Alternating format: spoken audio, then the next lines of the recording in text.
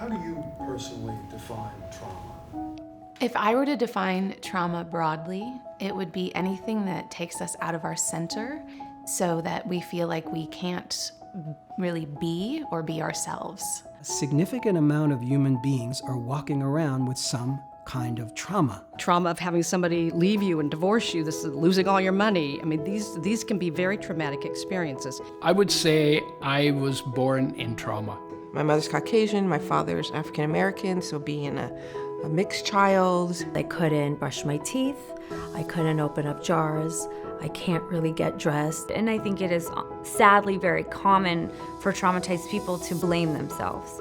I would just go upstairs in our closet in our bedroom, and I would lock myself in the closet. I came from this family that was fragmented because of alcoholism. And the car flipped 4 times, and all of the boys were not wearing seatbelts and were thrown from the car. People usually feel held captive in those situations, helpless. They can't do anything about it oftentimes. My sister was kidnapped and sexually assaulted. He had a temporary job, but he lost that, and he committed suicide. How do you possibly live with the reality you were sexually abused by family members? We don't learn much about trauma. We don't talk about it. It's about what we can be.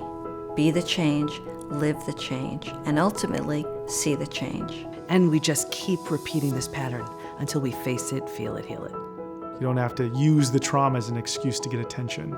You use it as a learning tool. That's a valuable lesson in navigating tragedy, that you have choices. What I thought was the worst thing in my life, it's turned out to be one of the best. All the answers are within you. But there are moments and times we all need support.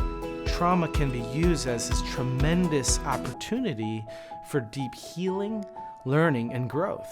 When I look at my trauma, I see it as a blessing. There's no such thing as hopelessness, just hopeless people.